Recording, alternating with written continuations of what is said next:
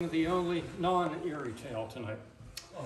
Yeah, I know. I wanted to do another one, but they wanted me to do this. But anyway, we've been working with a guy in Pittsburgh on a new book about the aviator Earle Sandt. And in doing that, we were able to come up with some interesting new photos that have probably never been seen before.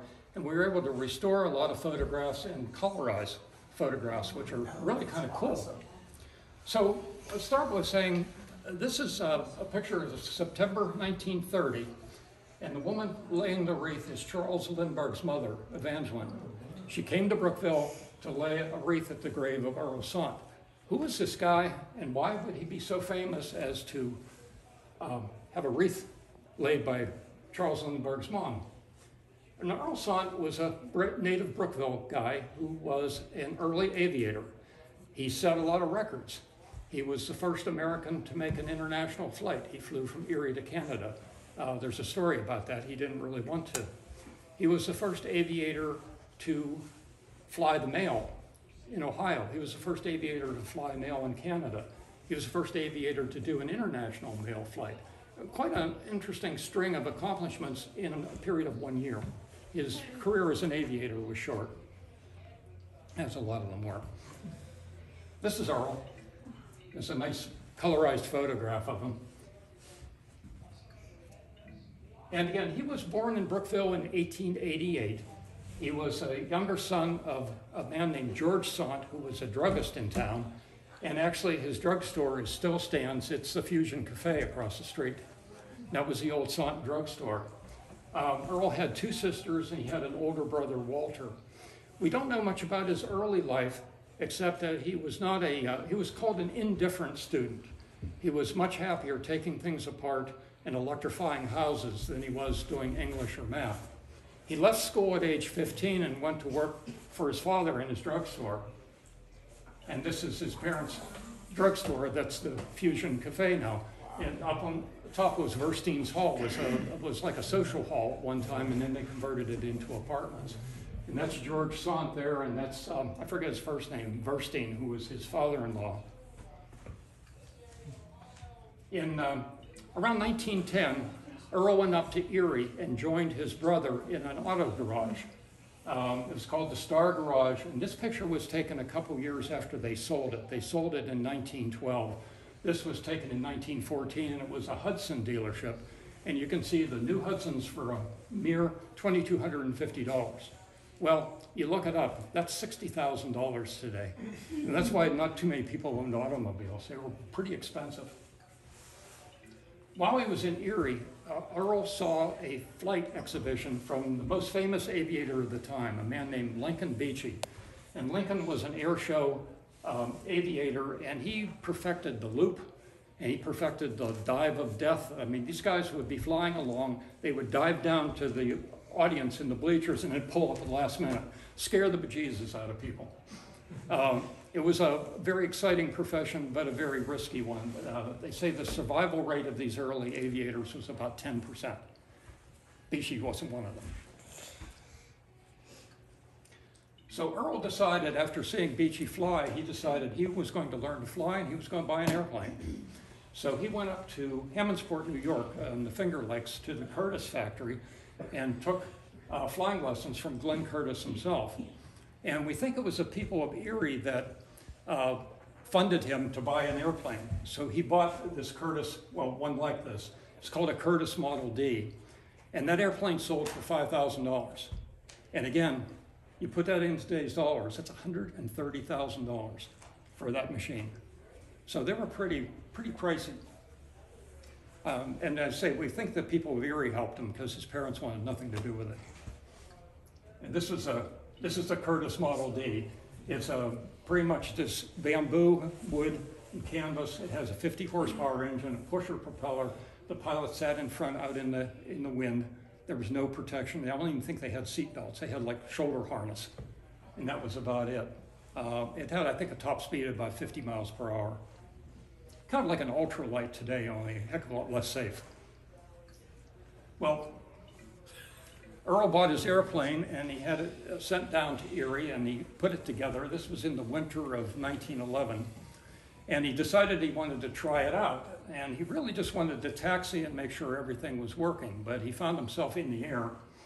And he made a turn around to land again. And it was a bad day for flying. There was a lot of crosswinds. And he ended up, his first flight was also his first crash. And that's what his new airplane looked like. And they sent it back up to the Curtiss factory and had it rebuilt. And Earle spent the winter flying for the people of Erie. He was flying on the frozen lake. And one day in February, late February, the Weather Service in Erie asked him if he would fly out on the lake and see if Lake Erie was frozen across. So Earle took off in the cold, bitter cold, and he started to cross. And by the time he got to the middle of Lake Erie, it was frozen, but his airplane, one of the struts broke. And he decided rather than turning around and going back to Erie, he would just continue on. So he landed near a lighthouse at a place called Port Rowan in Ontario, and thus he became the first American to make an international flight. Not that he wanted to. Well, he landed there, he was able to fix his airplane, and the lighthouse keeper gave him some gasoline. He started back, and he got to within about 5 or 6 miles of Erie, and his engine stopped. He thinks it might have been bad gasoline. And he came down and he crashed into what was called an ice hill on the lake. And he was knocked out for about 2 hours. His airplane was pretty much destroyed. And when he woke up, it was dark, and he could see the dim lights of Erie in the distance. So he had to walk home. And they went back the next day. They never found his airplane. So he lost his new airplane.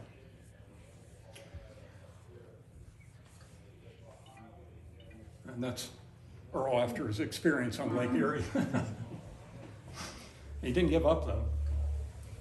Well, the next spring, a couple months later, he got a new airplane. I guess the people of Erie coughed up again. And he started a business called the Aero Exhibition Company. And they would do flights at air shows, county fairs and such. They charged something like $900 or $1,000, which is, maybe $10,000 or more today for these. But the crowds would pack to see people fly. It was such a unique experience. And that's Earle with 2 of his mechanics. You can see the airplane's made of bamboo.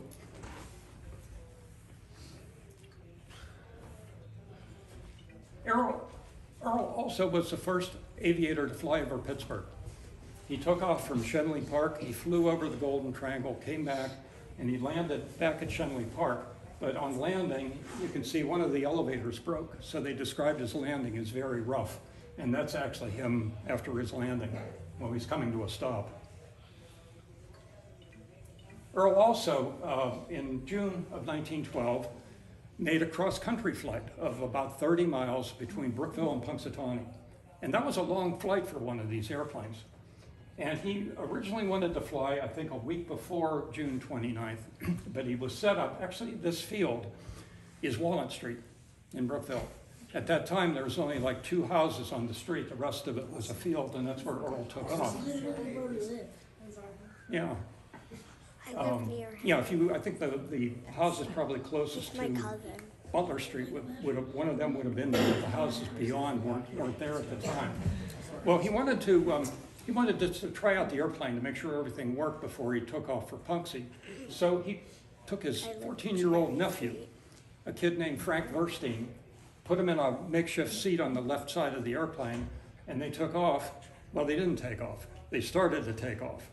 And there were 2 stories. One story is they hit the only house on Walnut Street. The second story is they hit a pothole and ground looped. But in either case, the airplane was damaged. Sandt and Verstein were thrown out. Fortunately, neither one were injured.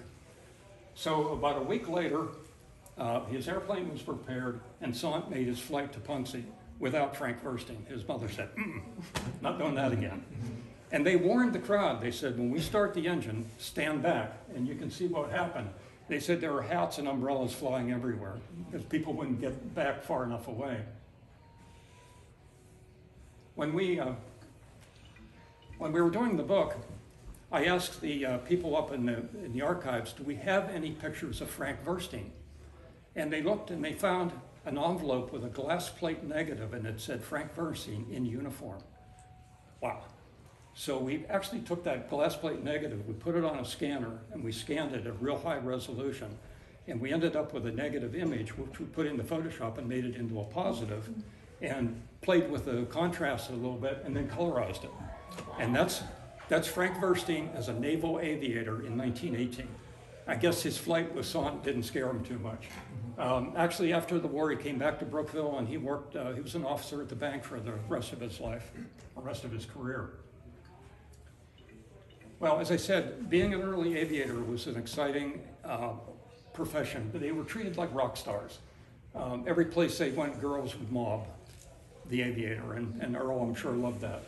It also had its dangers. Through 1912, he had numerous crashes, and this is a picture of Earle at his home on Pickering Street, recovering. You can see his wrist is bandaged.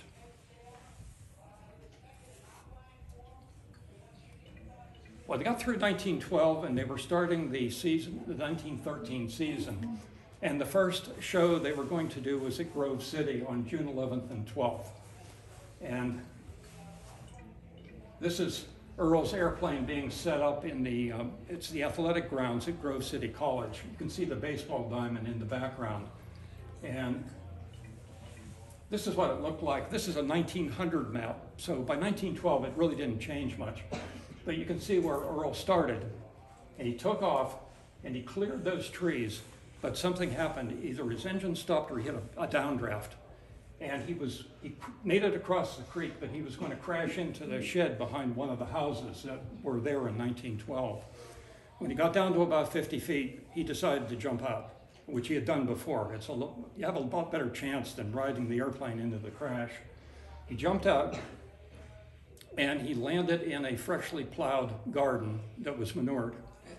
And he had internal injuries, he had a broken arm, and he had a very badly broken leg. They took him to the hospital at Grove City, and they repaired him as best they could. He was already talking about continuing his flying as soon as his leg healed, and a couple days later, he developed tetanus because of where he had landed. Tetanus is a spore that is in the ground, and if you step on a nail or something, you have a good chance of being infected. At the time, shortly before Earle's time, there was an 85% fatality rate if you got tetanus. By Earle's time, they had a serum. Unfortunately, they didn't have any in Grove City. They telegraphed Erie. They sent a special train down to Grove City with serum. And Earle was doing okay for a couple days, and then they ran out of serum. And unfortunately, before they could get some more, he died at age 25. This is his airplane. And as I say, he wasn't in it when it crashed, but that's what happened to it. Earle's home, as some of you may well know, is on Pickering Street. When you cross the bridge and you start up the hill past Buff's, it's on the left about halfway up the block and has the state marker.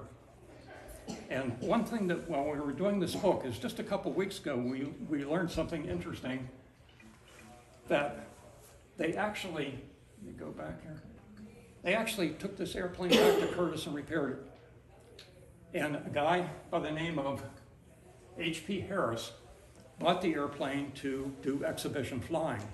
And I guess the way the article describes, he was a rather careless pilot, and he overstressed the airplane during a maneuver. A wing broke, and he went down. And like Earle, he decided to jump out. Unlike Earle, he died of a broken neck at the scene. And we don't know if anything further happened to that airplane. They may have salvaged the engine, but there's no stories about it being rebuilt again. And that's kind of the short and interesting life of Earle Sandt. Can I answer anything? Well, thanks. I hope you enjoyed it. It was cool making it.